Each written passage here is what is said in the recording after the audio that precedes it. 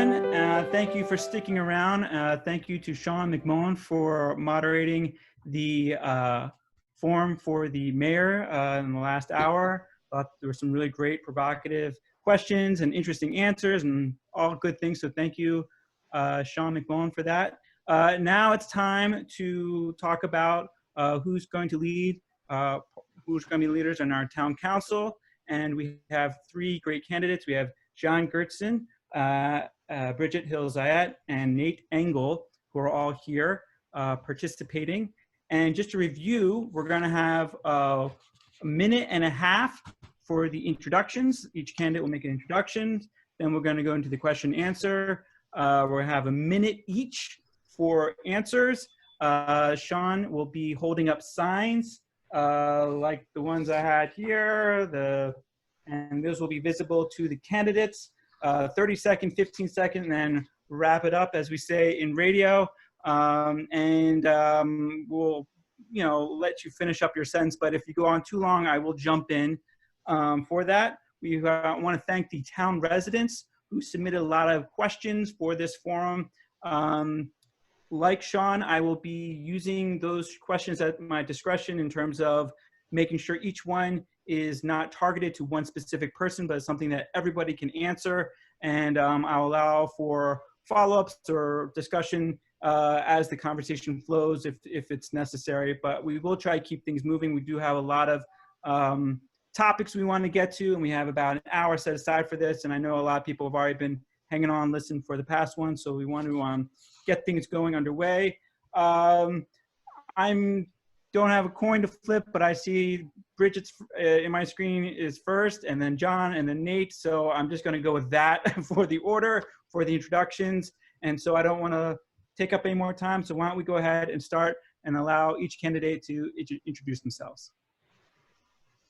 So I'll start. My name is Bridget Hill-Zayat. I'm an attorney. I have my own practice here in Kensington. My son is 9, turning 10, which is crazy. He goes to school at Holy Redeemer. I've been here for about 5 years, which is relatively new compared to some of the folks. But as I'm learning, when I talk to people in the neighborhood, I'm not the only one. There seems to be a lot of new folks moving in and a lot of folks with kids. I think in the last 2 years that I've been serving, I've been pretty transparent about my opinions. And I'd like to continue to do that. I try to be nothing but pretty direct and respectful. And I think that's gotten me, pretty far. So, as I've been on the council, I'd like to continue doing that. I'm also, instead of talking, a little bit more interested in what the constituents want to do, and I take my lead from them. I'd like to continue to do that. I learn a lot more just walking around the neighborhood than, by doing a whole bunch of research on things that don't help us. I think the biggest thing I want to keep doing is making sure that kids are contemplated as we make ordinances and rules. The reason I got into this is because somebody almost ran me down with a truck with my 5-year-old. So I'd like to continue creating, rules and programs that help us and our children.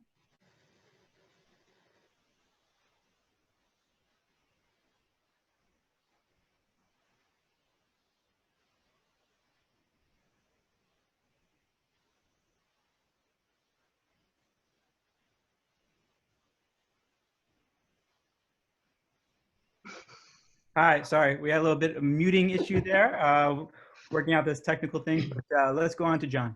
Okay.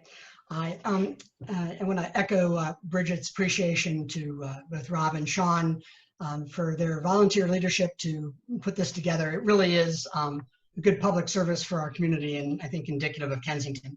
It's been gratifying over the last few months to see the genuine concern during this challenging time in our world of neighbors sharing free items unearthed and running errands for those who often we only saw in passing.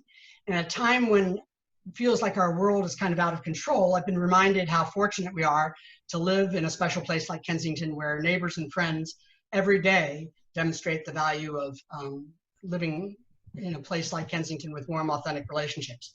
I'm a lifelong town resident, along with my wife, Susan, and 2 adult sons, Elliot and Scott. all of whom graduated from Montgomery County Public Schools. As many of you know, I served earlier on the town council in the early 80s and have been a regular attendee for many years at the monthly town council meetings and act to volunteer on the dog park, Hanukkah committee, Labor Day committee, villages, and so forth, and feel that my experience and relationships will add value to our community over the next 2 years. Thank you. All right, and let's hear from Nate. Great, thank you. So thanks to all the residents who've taken the time out of this beautiful day to participate in this. And if you're watching this as a recording, thanks also for taking the time. I also want to thank Sean and Rob for moderating, and to MMCTV to put this on. So I just want to take a few moments to introduce myself, because I know many of you who are watching, but there are some that I probably don't know. My name is Nate Engle, and my family and I have been a part of this community for the past 9 years. I want to say from the outset that we know that these are uncertain times, they're challenging times. But there are two certainties that I want to point out. The one is just the strength of this community that we've grown to know. We'll come out okay, if not even stronger on the other end. The second is that we know we're going to continue to face pressures from development. And my goal and the motivation for running for council has really been to help to reconcile those two, to take advantage of the opportunities that new development poses and really evolve with the times, but then also make sure that we're preserving the character and the charm of the community that we all love. So in so doing and following that, I'm going to be guided by 4 principles, and those are safety, walkability and bikeability, sustainability, and civility. And I look forward to getting into those a little bit more as we discuss. Thank you. Well, I think that's a good place to start. I think development has been on the minds of a lot of people, especially with these projects going up that are very visible. Obviously, the Solera project going up, and then we see development on Knowles. There has been discussion too about what should be the right development, who should it be for, how do we handle these traffic issues, and balancing what's good for the town versus what's good for attracting businesses, and making sure we can grow but not take away what is unique to Kensington. And Nate, since you brought it up, let's start with you. What do you think makes for a good development project, and what's a project you feel like is something the town should be staying away from? Yeah, thanks for that question. I'm glad that you just hit it right out of the gate. So I think that, you know, we have the sector plan. If you listen to the mayoral forum, it was discussed pretty thoroughly. I think as long as it's adhering to the sector plan, we can consider it a good project, more or less. I think one thing that is, or a couple things that are not emphasized enough, though, when the council and the DRB is reviewing projects, are some of these issues I hit from in my introduction, is really the sustainability and walkability. I really think that it's part of the sector plan, but it's not extremely prevalent in there. And I think that we need to really enhance that. It's been 8 years since that was passed, and things have changed. You know, we have gotten more congestion. We've gotten, we face more safety issues with our pedestrians. And I think we need to really hone in on maximizing safety and walkability, as well as sustainable design in our projects. John, over to you. Development, your thoughts, and keeping Kensington, you know, a town that we all love to live in. So everyone is for retaining the charm and character of Kensington that makes it a great place in which to work and live. The challenge is how to balance that with development. In my earlier life, I served as Montgomery County's Director of Economic Development, when many of the same kinds of things we're hearing about today in terms of traffic and housing and its impact on quality of life has been a challenge. And it's a challenge for a myriad of reasons, one of which is that someone who owns a parcel of land has a legal right within the permitted zoning to develop that. And the town is not permitted to block that development, even though it might exacerbate traffic. So the challenge is for the council to work collaboratively with the residents to help facilitate the best possible project that will work economically for the developer, but also ideally add value to our quality of life in our community. And Councilmember Zayat, Bridget Hill-Zayat, what are your thoughts working on the council but also, you know, seeing how things have gone, where you'd like to see go in the future for development. Sure. So, you know, always the first thing that comes to mind for me is pedestrian safety, making sure that people can walk to whatever business is coming in safely. I think the second thing I always look for is this something the community wants? Is this something that residents are going to be able to utilize? So, you know, if we look at the self-storage project that was proposed, you know, usually that's something that people come from out of town, usually out of town, put their stuff there and leave, and maybe don't come back for years. That wouldn't check the box for me. And I think also if they're proposing something where people are going to come often, you know, are they including enough parking for people to go there?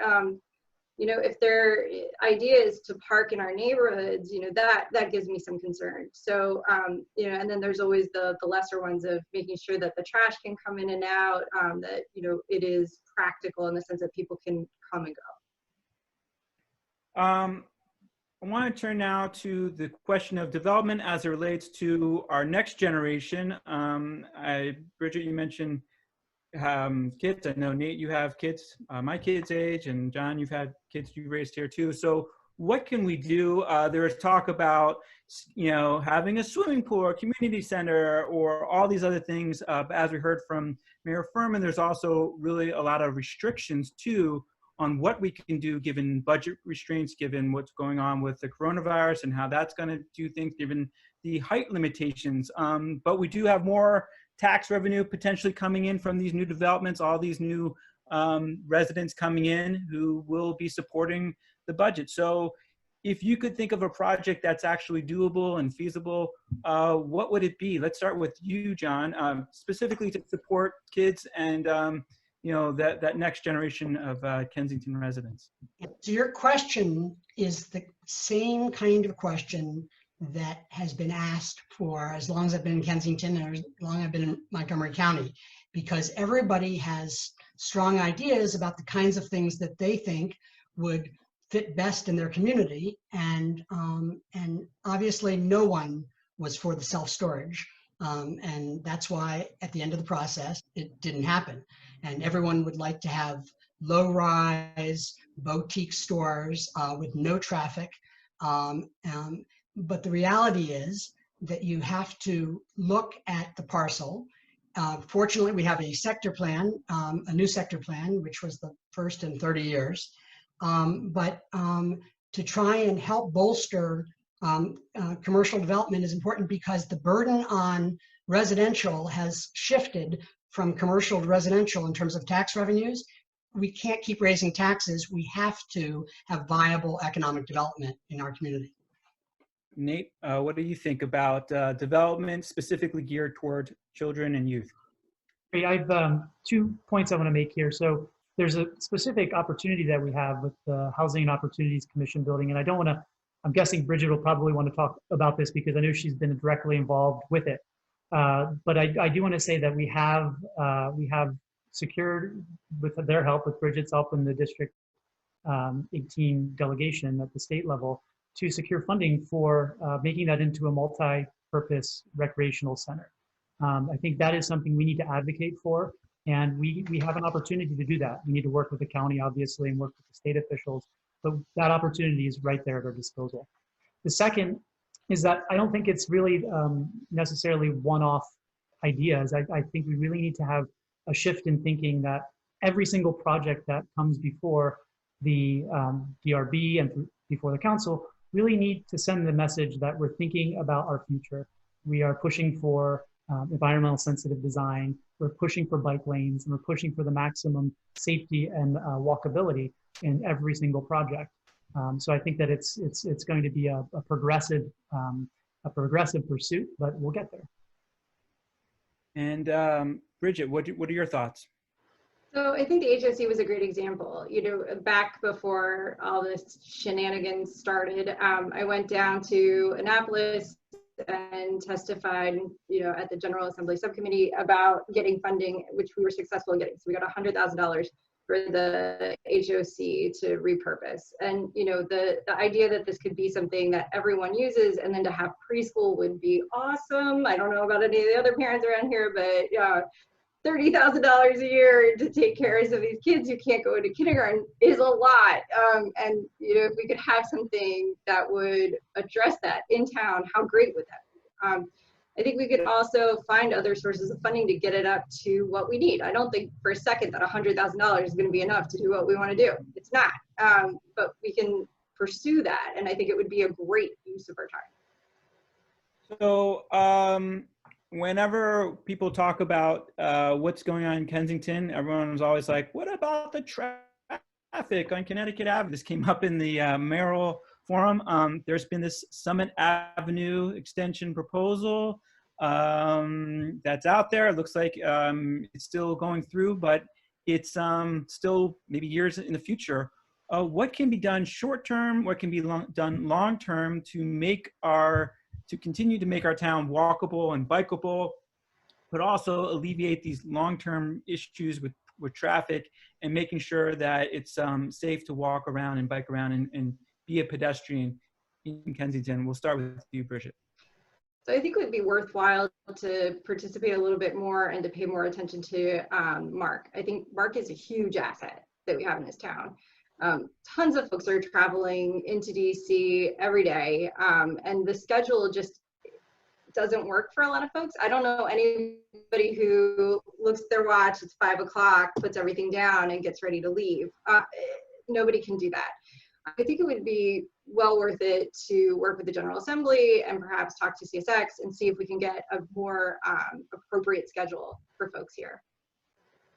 And John, what do you thought?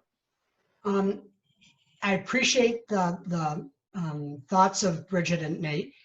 The reality is, for instance, the HOC, it actually reverts back to Montgomery County schools since they have the right of first refusal. And then there are 2 parcels that the town has adjacent to it, which allows some leverage. Summit Avenue extension is very important in terms of taking some of the traffic off of Knowles and Connecticut. And that's why I was pleased that the mayor and 3 of the 4 council members supported that project and have continued to work with the delegation to get it through.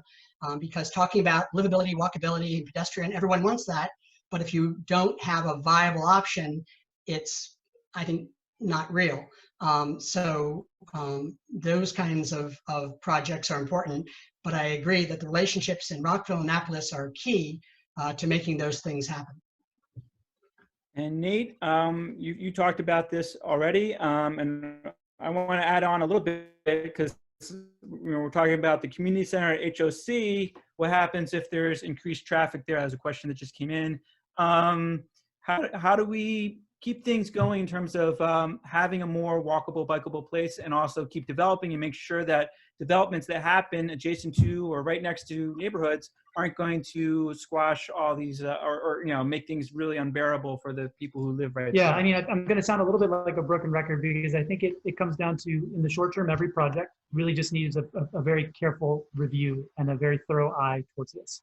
But I also think that the Summit Avenue extension is a medium-term solution. I think it's something that we should continue to advocate for and pursue. But in the longer term, I really think we need to study this issue from an integrated perspective. I think we need a comprehensive review of not just traffic, but how it intersects with pedestrian safety, how it intersects with cut-through traffic going through our neighborhoods. So far, the responses to people getting hit by cars, for example, recently have been quite piecemeal. You know, you close a lane here, you reopen another lane there, and you put up a sign not to go through this neighborhood. It's not going to work in the long term to approach it in an ad hoc way like this. So I think I would advocate for doing a longer term, reaching out to our state officials and our county officials, all the relevant parties, excuse me, and making sure that we really have a longer term plan for this. Excellent. All right, I want to move into another topic that came up during the mayoral forum, which was this idea of civility, and specifically the relationship on between the town council and the mayor and other things, and also just how your thoughts on how the town council should react when someone comes with a proposal that may not necessarily be viable, or just, you know, communications between the council and the community. John, let's start with you. What do you think about what are your thoughts, first of all, on the civility or lack thereof during, with the council and with the mayor, and also how would you view your style in terms of communication as a member of a council and communication with the wider community? It's a great question. So I've been part of this community literally since birth, and it's not unusual for small towns where everybody sort of knows one another to have strong feelings. And it's not unusual for people to feel like, oh, this is a great idea and you're just not doing it. Historically, I think that the leadership of our town has worked well with our delegation, those in Rockville and others. And I think that in terms of your question about somebody who comes before on development, one of the things that's important is to create and to make sure that there is a transparent process so that anybody coming forth feels like they're being heard and that there are not side agendas or things going on, because that's important in terms of our development, to have that continuity, consistency, and transparency in a process. We have that with the master plan, that comprehensive plan that includes the review of transportation, pedestrian, bikeways. That's all been part of the newly developed sector plan for our town. Bridget, let's have you answer that question. You're on the council now. Do you see there being a lack of civility? And if so, how can we, and also maybe talk about your style in terms of communication? Sure. So, yeah, there's tension, flat out, there is. And I think that's natural. This is a highly energized group of voters and people who have a lot of strong opinions. That's awesome. I think it's great. I just try to approach everyone with respect. And even if I don't agree with them, I'll say that, but I won't say it in a mean way. And I think that's the best way to handle it. As long as everyone gets a chance to give their opinion and feel heard, I think that's what matters. And I think they deserve a reasonably thought out response as well. I don't know that you can do more than that. Nate, your turn. Yeah, I think that John hit the nail on the head. I think transparency is absolutely key. I think you asked the question, Rob, about communication style and how I'd approach that. And I think the most important thing here to reiterate or to emphasize is to listen first, not really think about how I'm going to communicate with people who come before the council. I think it's one of the qualities that I have as a candidate is to be a listener first, and then I think then to offer an opinion later. So I think that's how I'd respond to that question. Moving on, wanted to ask about your feelings to how we kind of restore this dialogue and communicate the town's desires to, I don't know if it's restoring, but just how we operate in this larger system of being part of Montgomery County, being part of Maryland. A lot of these things that we're hoping to do in terms of development, in terms of traffic, in terms of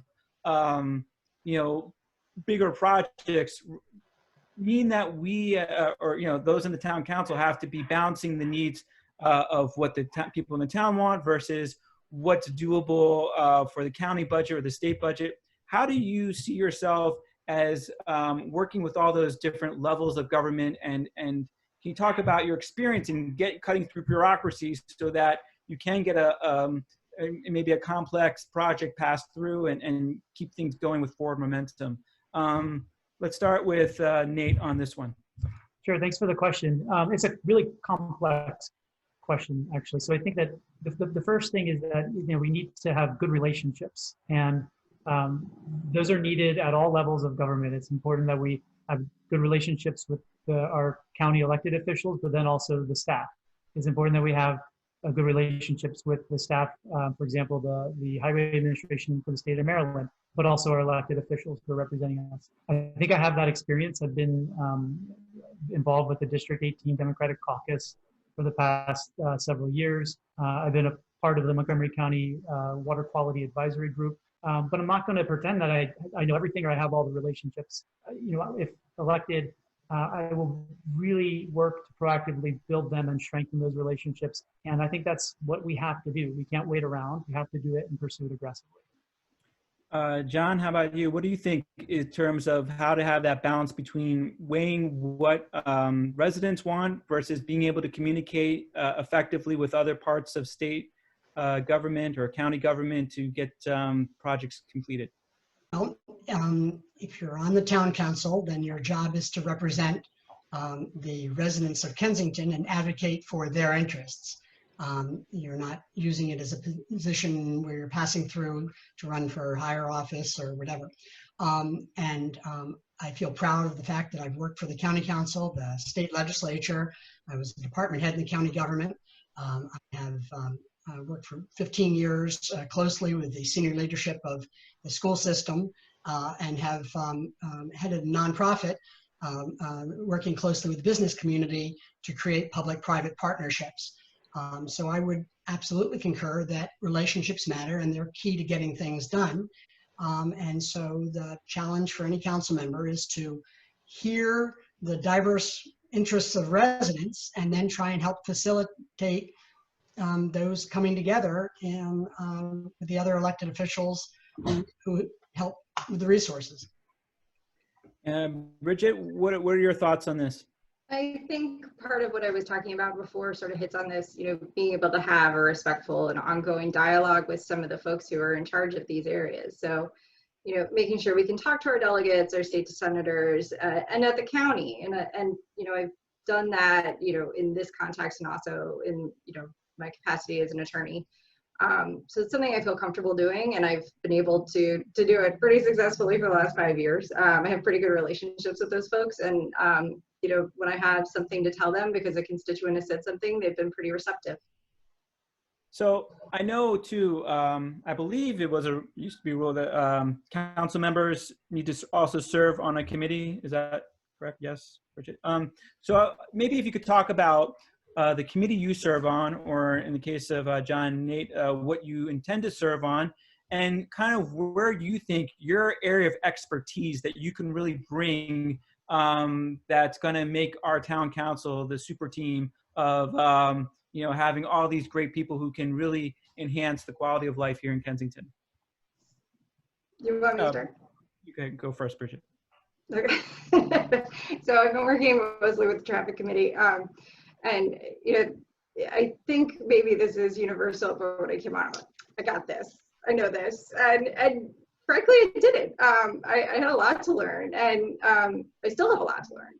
So I don't want to give the impression that, oh, here I come, I'm a gunner. I think, I have a lot to learn, but it has been incredibly interesting and insightful to learn. Everyone wants to get rid of traffic in their neighborhood without any concept of what happens to it after that. So learning how to negotiate people's inherent interest in their own neighborhood as opposed to how it impacts everyone else, I think that's the sort of trick of all this, and what I want to continue to do. Nate, let's have you go. Where do you see yourself really focusing in and showing off your particular skill set, and which committee, and how are you going to really be a leader there? Yeah, so my background, my training is as a scientist, and I've experienced working in environmental policy. I think the Green Space Committee lends itself probably the best to use my skill set. And something that I think deserves more attention is if you look at the sector plan, there's a lot of there's an emphasis on beautifying our streets with trees and growing the tree coverage in our town. In our charter there was a trees committee. I think that probably I'm not sure about the history, but it used to, somehow it's now transformed into the Green Space Committee. But I think that, advocating for more, more planting of trees in that respect in the Green Space Committee, I think that's something I would look at first if elected. And John, where would you see yourself as really taking a leadership role on the council? If I'm fortunate enough to be elected, which committee, it's determined by the mayor and also the other 3 council members. I'm happy to serve wherever. particularly as a new guy. When I was on the council before, I was the head of Parks and Recreation, which is now called Green Space, managing the $2.7 million county economic development budget. I'm familiar with budgeting, and I spent a lot of time when I was on the council looking at the town's budget. Most of all, whatever committee you're on, and it is important to be on a committee. One of the 4 council members this past year opted not to serve on a committee, but whatever committee you're on, it's important to take it seriously, to read the packet, to show up for the meetings. But I think that my relationships with others on the council, as well as residents in the town and other elected officials, I think I can serve pretty much any place they put me. And I want to stick with you for the next question too. This is a little bit of a broader question.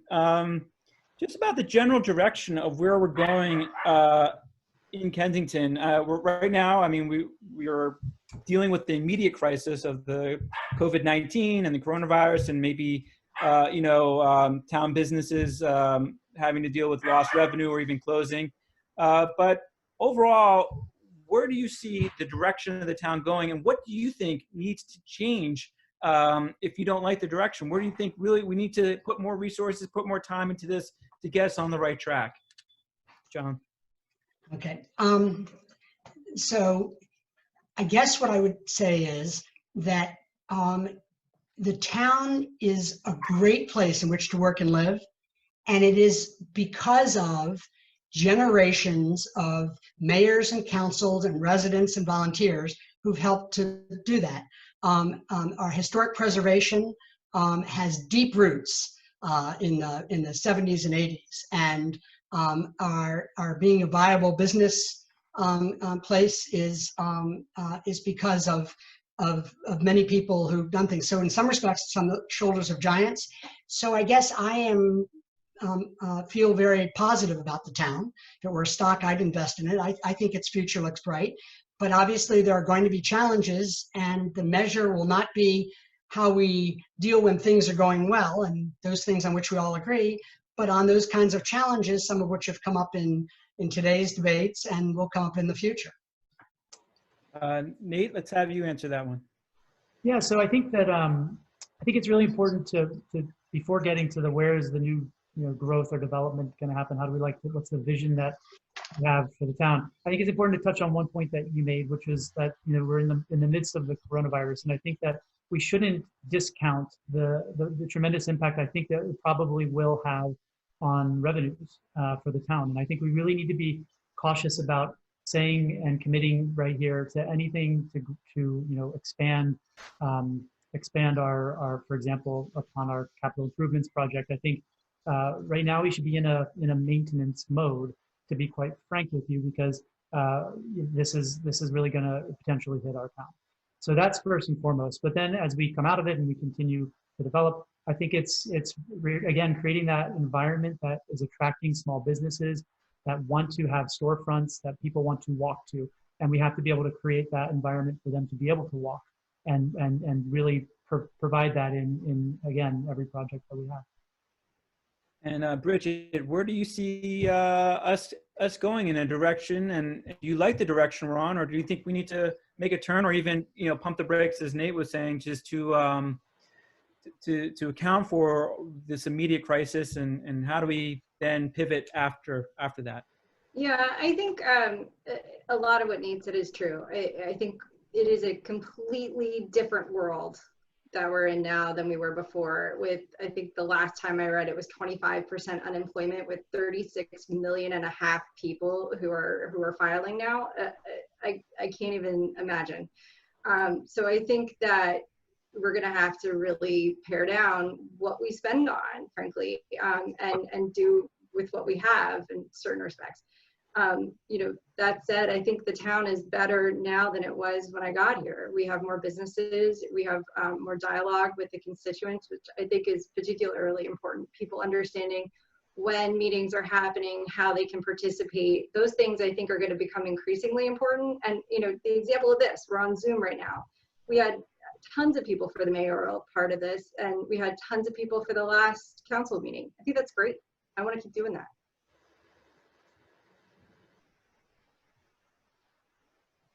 Okay. Wanted to go to a question that's close to me. I'm a member of the Kensington Historical Society, and it's one of the things I love most about Kensington is the charm of the town. I like browsing through Antiques Row. I like looking at all the cool Victorian houses. And I think it's something that really makes us stand out from a lot of other neighborhoods. Wanted to ask all of you, and this is a question we got too that came in, the historic charm that's characterized Kensington, the specific strategies you would champion as a member of council to ensure future historic preservation. Let's start with John on that. How can we make sure we stay as charming as we've always been? Well, and that's a really important question because the balance, I mean, not all historic homes, it's the mix and diversity that I think is important in terms of our town's character. But one idea might be to expand the historic district, which was created in the 80s. Today, 35 years later, there are homeowners who now have the option of being eligible to receive the benefits, which includes up to 45% back in tax credits. So one idea I'd like to explore is to have someone available on the town staff to assist a homeowner in understanding the process and explain the benefits and complete the county state applications and facilitate their approval. Similarly, with respect to tree removal, the cost of hiring a certified arborist and going through the planning office can be challenging. So we could provide some expertise in that area. As the owner of a 130-year-old home, I've gone through that process on multiple occasions. I feel like I have the institutional knowledge and familiarity. I've attended the work sessions and understand some of the things that might be done to make it more friendly for others. Bridget, what are your thoughts on historic preservation and how to keep our charm? So I think it's pivotal, right? People come here because they love seeing these old houses. It's so charming, and that's great. I think part of the problem we had previously was folks not understanding the process. And to that end, we've created a little group working with the LAP to restructure it, to make sure that people understand where they have to go, who they have to talk to, and what they have to file. So a lot of those things are being addressed right now. Helen Wilkes, Connor Crimmins, and Mayor Furman and I have all been talking to each other and trying to set that up and create the documentation for it. Nate, your thought? So I think it's quite unique because we have, I believe, all three candidates that live within the historic district. So it's one of the proudest things that for my family in living in Kensington that I think we've contributed is living in a home that was built in 1898. But not only just living in it, but caring for it and helping it to be restored. So we just got the permits from the county to add the front porch back on, and that's a contribution that we feel really proud of. But I agree 100% with what John said. I mean, that's exactly what my answer was going to be if you asked me first, was going to be to just say, let's look into expanding the historic district. I think it's high time to do that. I also think we need to work proactively with the residents that live in the historic district who may not actually be aware, believe it or not. We have some in our neighborhood who I believe might not know the benefits that come with living in the district, such as tax incentives and so on. So those are the two things I do. Speaking of issues that come up in neighborhoods, I know on our side, we talk a lot about speed bumps here. We talk a lot about crossing crosswalks and who can drive in our neighborhoods between 4 and 6 and things like that. I know this came up before, but enforcement of codes, making our streets safer, but also making it okay to actually drive in and not making it crazy. What are your thoughts about having the balance of putting in more things like speed bumps and traffic flow measures to have our streets be safer, but also balance the needs of people who actually need to move about? Nate, let's start with you.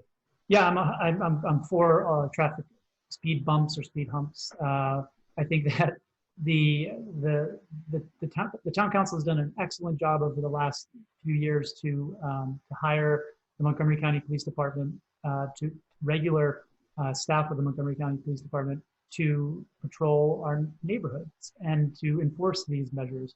And I think that, I might be contradicting myself a little bit here about the budget being facing the budget challenges. But I think if we are to increase anything, it would be to add to the traffic enforcement. I think if you listen to the mayoral forum, you would have heard Mayor Tracy talk about that we need 2 more officers essentially to be over here on the west side where I live in order to enforce to the extent that we want to. So I'd be all for that, and I think that we should actually increase our efforts in that respect. And one more quick follow-up, and I'll have the other 2 answer this too. What do you think about enforcement of, and how have you been doing in things like graffiti, which I know Mayor Pete brought up is something that he's very concerned about. Are we getting other things that, these small things that like signage or things like that, is that being enforced enough? Or do we need to do a better job to make sure that our town looks and is presentable and nice for our residents and those who are passing? Yeah, thanks for that follow-up. I honestly don't notice that too much. I think our town is quite a beautiful place, but the thing that concerns me the most is the traffic enforcement. The stopping of delivery vehicles in our state highways and our state roads like Connecticut Avenue and Knowles Avenue. That's a significant challenge, and we need to enforce that. They shouldn't be allowed to do deliveries by stopping in the middle of those streets. So that to me would take much more of a priority than the perceived graffiti. John, let's have you talk about enforcement on the roads and with other codes. How are we doing, and do we need to improve? Okay. During the mayoral forum, Sean asked a question about what he referred to as sort of the patchwork of enforcement in terms of traffic, and I thought that was a savvy question and reflected Sean's years of having chaired the traffic committee, because indeed, I think that traffic is like water, and that when it's blocked in one place, it then generates flow onto neighboring streets. And I think that it is important for the council, the mayor, to have a process that is based on transparency, consistent data, and available funding among all worthy needs. While I'm sympathetic about cut-through traffic on Baltimore Street, where the other 2 candidates live, it shouldn't be a higher priority than the pedestrian challenges faced by those who have to navigate Flyers Mill, Concord, and Metropolitan, or the dangerous crosswalk at University and Farragut, or the issues associated with St. Paul Street. I probably have a slightly different perspective than some of the others. What do you think is working in terms of code enforcement and traffic? And also, are you seeing any issues with things that need to be improved in terms of graffiti or other things that we need to do to beautify our town? So there's 2 things sort of inherent in what you just asked. When it came to, allocating the police, we decided to go where kids were getting off school buses. Flat out, that's a priority to me. And I advocated strongly for that. That's not to say that kids are getting off school buses 12 hours a day. They're not. The kids are part of it, but that's the crucial part for me. The police are going around 24 hours to ensure pedestrian safety. And we were pretty vocal on the traffic committee about asking people for input on what our priorities should be. And we came to what we came to. As far as signs, we just recently have a new sign ordinance. So things I expect are going to change probably for the better, but it hasn't been long enough to really say quite that. Wanted to ask you also about what we think we can do as a community also to let our residents know how they can be more participatory. Bridget, you talked about seeing more people at town council meetings. We have a lot of people who participate in a lot of events, like the Day of the Book or our bike parade. But when you think about ways in which the community can really be a part of it and grow, where do you see areas where you'd like to see more participation from the community, more things, more events, or areas where people can be involved? So I think a big problem with getting people out is that they just don't know what's going on, or they don't feel like it's particularly relevant to them or not directed towards them. what I think is great about COVID, which I can't believe I'm saying, but what's been great about this whole situation is that people who couldn't go to council meetings and find out about all these events can sit in their living rooms and do it. You know, I think especially for women, a lot of women aren't going to finish work, take care of their kids, and then go to a council meeting. There's no childcare there. There's no resources to help them participate. I have one kid, so it makes it a lot easier for me. If they can do it online, they can see, you know, the council, they can hear about these events and then go when it's convenient. I think that's great. I would like to employ this way more than we have. Facebook only gets you so far. Nate, what are your thoughts? I think we're all dealing with kids and how to, you know, deal with them while we're working. But in general, though, how can we make our town more inclusive for everybody and more participatory? Yeah, I think Bridget's exactly right. I think that the benefits of Zoom are tremendous. And I was, you know, just participating in the last council meeting, and there were probably more people there. I'm just hypothetically saying more people there during that meeting than there probably were during the previous several months meetings in person. So I think that's really good. I think also just to give the council the credit that it's due, I think that they've done a great job in getting the word out about events, about promoting our local businesses. I think the revamped website is fantastic. I think it's a really great resource for us. But not everybody is tech savvy. So we still have to do the, you know, get out, encourage people to participate, actively recruit people who we think would be good members of participating in our boards and our committees. And I think that's a two-pronged approach that I would take. And John, what are your thoughts? I currently serve on the Dog Park Committee, which is chaired by Jessica Chertow, who's a fairly new resident to our community, and that has been a place where people can get engaged. The Hanukkah celebration had a huge number of people from our community who came together to help celebrate the diversity. The Labor Day Parade continues to be something which the greater Kensington area residents get engaged with. One of the reasons I like Villages of Kensington is because indeed it is about expanding our relationships, because we realize that the customers for our retail are not simply limited to our town. So absolutely, I think an important part of being a leader is to help create an environment that reaches out, that recognizes the increasing diversity. And I would just add 15% of our residents are renters. And so I think to make sure that those in Kensington House and Fawcett Street get the newsletter and that we are responsive in terms of code enforcement and forming those relationships, that helps in terms of our town as well. Wanted to ask one more question. This is kind of circling back a little bit, more a little about the development, but there was a lot that, at least on this side, of Kensington, talk about what happened with the storage facility that didn't get built on Connecticut. And I think it was one, it seemed like there was consensus, like, okay, we don't need another storage facility, but it would be nice to have some more retail or things like that. But it also kind of brought up this idea of, did things go right in terms of how the whole process went? And I just want to get your sense of how you think that the process went specifically with that particular project. Ultimately, it was defeated, but if you thought it went well in terms of transparency, in terms of working with the developers, in terms of getting buy-in from the residents about what they want to see on that corner, and if you don't think it went well, how would you do it differently? And maybe we'll start with Bridget. You were on the council during that. Can you talk about how you feel like the whole thing played out, and in retrospect, looking back at it?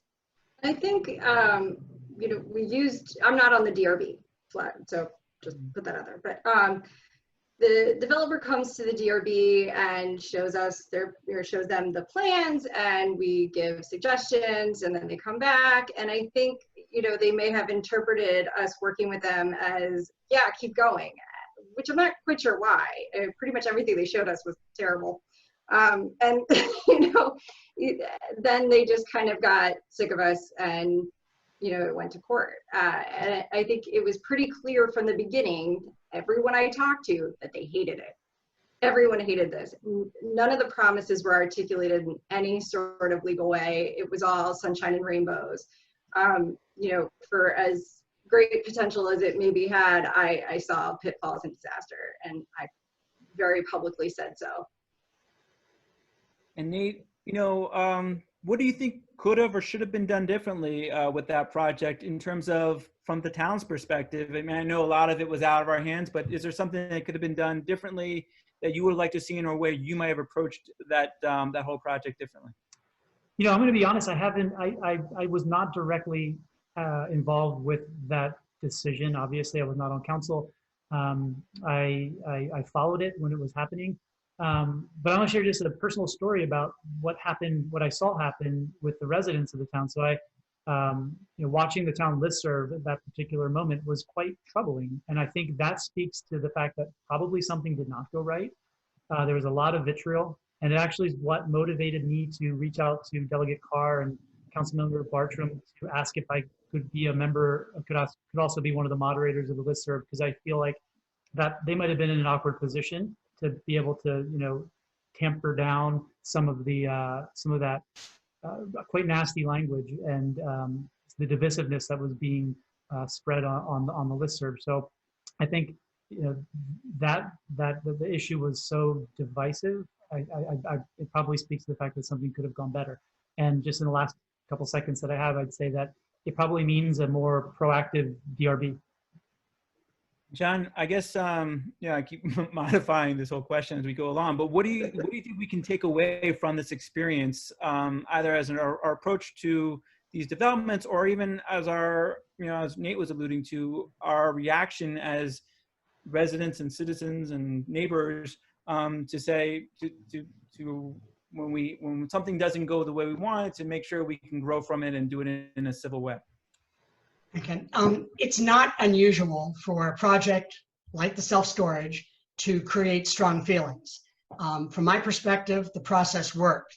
While lots of people were anxious about it, it was transparent. I think it is appropriate for the mayor, council, and folks who are part of the approval process not to signal their decision before the process. That's the reason for the hearings and for taking the temperature and for having conversations with the developers.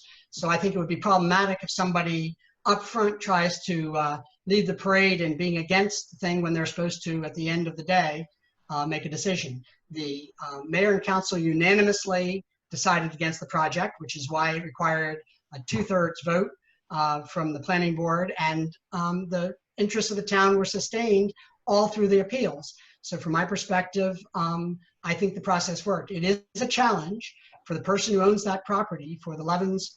$5 million, how do they recoup their investment? That's a challenge in terms of what the zoning will permit and traffic and so forth.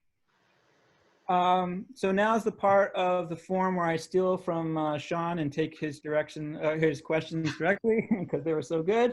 One of them I really liked was this question: what do we envy about other towns near us? And what if you could wave a magic wand, what would you put in Kensington that we don't have already? Let's start with you, John. I am pretty familiar with just about every corner of Montgomery County because my life's work has been working in Montgomery County. And there are a myriad of communities, Washington Grove and Garrett Park and Boyd's and so forth, that have aspects that I really admire and enjoy. Candidly, the reason that I am living in Kensington is because I think it remains the very best in terms of its proximity, in terms of the diversity of homes, its walkability, its livability, so there's not too much that I envy about others, but I certainly want to help make sure we preserve the best parts of what we have here in Kensington. And Bridget, how about you? What do you envy or want to steal? Oh, you froze. And stick here in Kensington. What? Did I freeze or did you freeze? Oh, maybe it was me. I don't know. What do you want to steal from someone else? I would Feel, love, like, what do you envy? You know. yeah, I'd love to have pre-K kindergarten. That'd be awesome. I think a lot of people with that. I love that we have the dog park, and I think the water garden would also be fantastic. Nate, yeah, I would agree. A splash park would be awesome too. Maybe not a high dive swimming pool. That might be crazy, but that'd be fun. What about you, Nate? What would you like to see here that we don't have already? So in the spirit of what Sean said during the mayoral forum, I think it should be a lightning round. So I'll be really quick. I would say a community rec center and bike lanes. Okay, and then continuing with the lightning round before we go into our wrap-up statements, what's something about you that would be interesting to for residents to know that they don't know already? Nate? I like to make wine at home. You like to make wine? John, what's something that we should know about you? Fun fact. I not only lived in Kensington my entire life, but actually on the street. I grew up 6 doors down. And actually was the PTA president of our local elementary school. Nice. How about you, Bridget? I don't know. Now I feel kind of boring. You don't know. No answer. Any I have permanent residency in France from my husband. I guess that's exciting. There you go. Okay. You go. And you know, I guess let's have one more fun question. What is the favorite thing that you've eaten or you've purchased from a restaurant or a business within Kensington? What's your favorite meal or good that you've acquired from a Kensington business? You don't have to pick. Can I do this one? Yeah, okay, Bridget, go ahead. I just got a smoothie from the Pliable place, and it's really Pliable. good. Yeah. But this weekend, right? And buns and rice. My God. Oh, I love it. Love it. Love it. Great, John. I think the baklava at the Greek place on Metropolitan Avenue is awesome. Generous portions and really, really some of the best. And Nate, your favorite local cuisine or local store to hang out in? Yeah, this is easy. We're regulars of Old Town Market. The sandwiches there to die for. So every weekend we get Old Town Market. Excellent. All right. I think we're good to go into our closing statements. We're going to do a minute and a half for each. I believe we started with Bridget for the opening, so let's go to Nate, and then we'll go John, and then Bridget to end. So Nate, you have the floor. All right, great. So thanks again to all of the residents for participating and for tuning in.